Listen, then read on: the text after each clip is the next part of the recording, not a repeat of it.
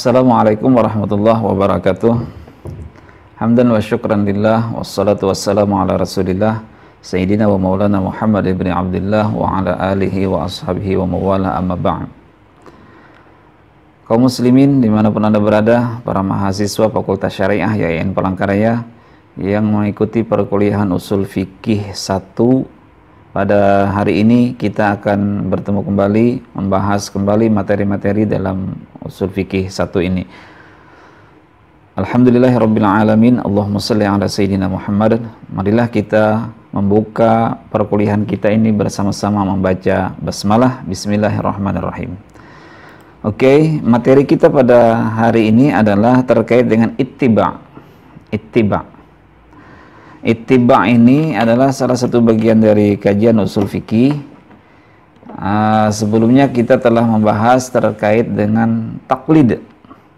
Nah, taklid itu adalah mengikuti atau menerima pendapat seseorang, khususnya dalam pendapat ulama, tapi tidak mengetahui dasar hukum dan tidak mengetahui bagaimana tata cara ulama itu mendapatkan hukum itu.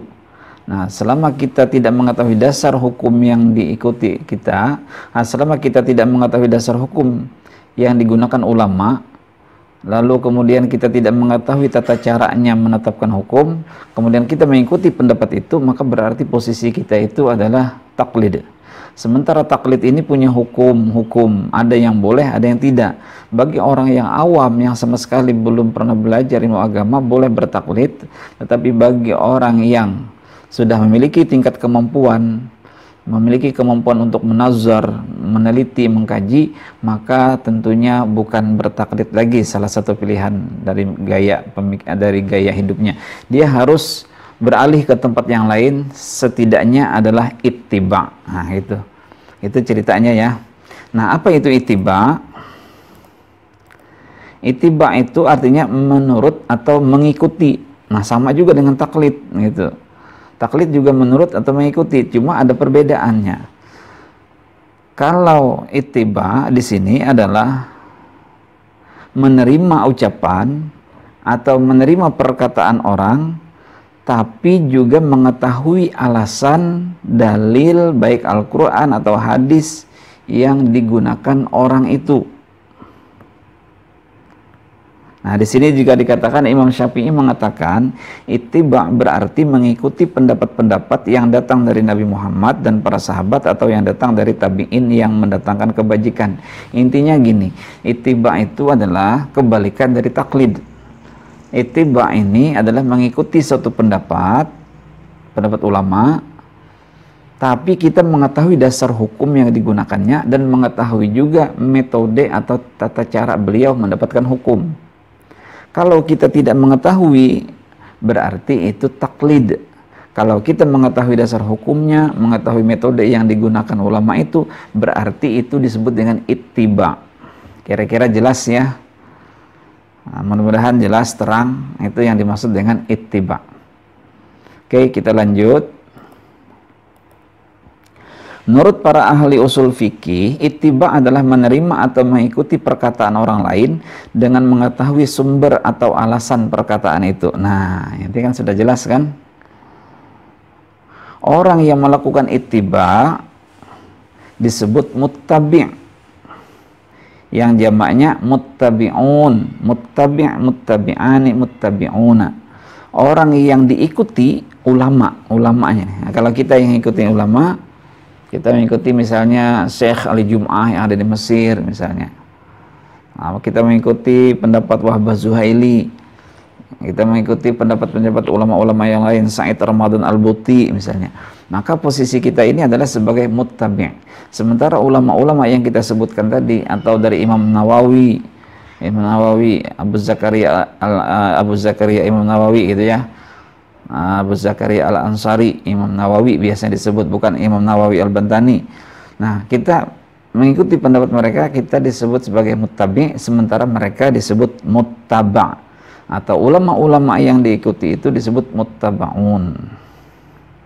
Kira-kira jelas. Yang penting di sini, yang ditekankan di sini adalah ittiba' itu adalah mengikuti, menuruti suatu pendapat di mana kita mengetahui dasar hukum yang digunakannya dan mengetahui juga alasan hukum atau metode tata cara yang digunakan beliau mendapatkan hukum itu. Intinya kayak gitu. Kita lanjut. Apa yang harus dilakukan? Bagaimana supaya kita bisa menjadi muttabi?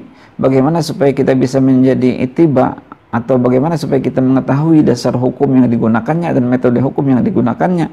Maka kembali lagi kepada ayat Al-Quran ini, surah An-Nahl ayat 43, fas'alu ahla dzikri in kuntum la ta'lamun. Bertanyalah kamu kepada ahlinya jika kamu tidak mengetahui. Jadi belajar gitu. Intinya adalah belajar sehingga kita menjadi seorang yang muttabi atau dalam posisi sebagai ittiba. Jelas ya. Tidak ada cara lain selain belajar. Oh, saya tidak punya waktu. Ya harus punya waktu, harus kita siapkan. Bagaimana supaya kita bisa bertanggung jawab di hadapan Allah Subhanahu wa taala kalau kita tidak belajar.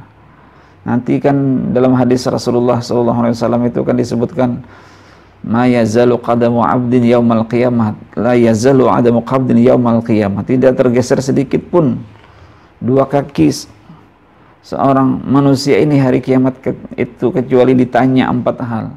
An umrihi aina ibtalah, kemana umurnya digunakan, atau an umrihi aina afnahu, umurnya itu digunakan kemana. Maka paling tidak dengan umur yang ada pada kita ini, itulah digunakan untuk menjadi muttabi, belajar. Nah oke, kita lanjut ke bahasan perbedaan taklid dan ittiba. Antara taklid dengan ittiba mempunyai perbedaan, baik dalam segi sikap maupun dari perilakunya. Dalam taklid tidak ada unsur kreativitas kajian. Jadi orang yang bertaklid ini ngikut kayak gitu aja, nggak ada bertanya kenapa ya, tidak ada kreativitas. Sedangkan ittiba ada unsur kreativitas, yaitu studi dan pengkajian terhadap dalil yang menjadi dasar dari sebuah pemikiran hukum, atau sekolah, atau hadir di pengajian dan sebagainya. Itu adalah upaya kita untuk menjadi seorang muttabi'. Jadi jangan biarkan diri kita selamanya menjadi muqallid atau bertaklid. Karena itu tidak dianjurkan dalam Islam. Justru sebenarnya dilarang. Hanya saja karena keadaan-keadaan terpaksa yang membuat orang itu karena tidak semuanya bisa mempelajari agama, maka dia harus menjadi mau tidak mau waktu itu menjadi muqallid, bertaklid. Tetapi selanjutnya dia harus mempersiapkan diri untuk bagaimana supaya hidupnya menjadi lebih baik lagi, beribadah dan segalanya. Maka dia harus belajar. Intinya kayak gitu.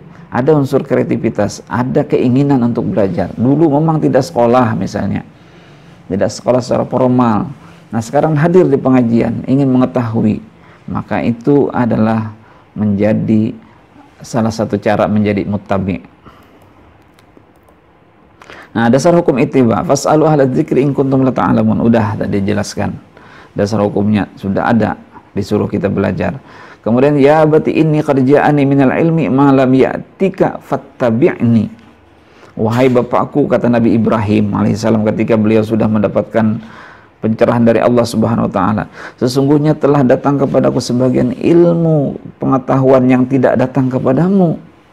Maka fattabi'ni, maka ikutilah aku. Nah, berarti kita disuruh mengikuti orang yang lebih paham daripada kita.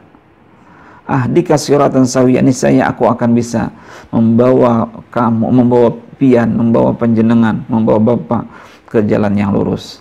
Tapi ternyata bapaknya menolak. Nah, itu intinya di sini ittiba, fattabi ini yang ayatnya yang bergaris bawah itu maksudnya, ikutilah aku ini.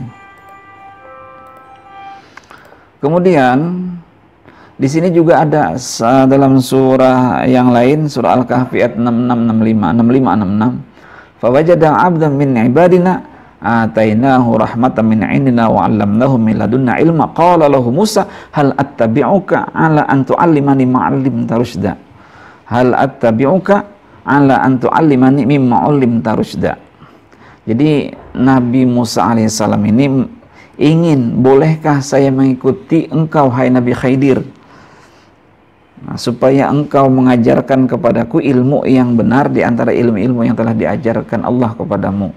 Ini Nabi Khidir ini adalah ilmu hakikat gitu. Beliau mengetahui ilmu hakikat. Nabi Musa adalah mengetahui ilmu zahir. Nah, jadi yang diinginkan oleh Nabi Musa itu adalah belajar ilmu hakikatnya itu. Tapi kita di sini, di posisi ini kita tidak membahas masalah itu, tapi ada istilah hal attabi'uka. Bolehkah aku mengikutimu?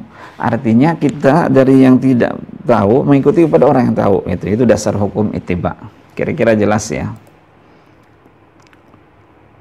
Nah, itulah terkait dengan bahasan tentang ittiba. Jadi kita harus berupaya untuk melepaskan diri dari taklid. Kita berupaya untuk melepaskan dari taklid supaya kita menjadi seorang muttabi.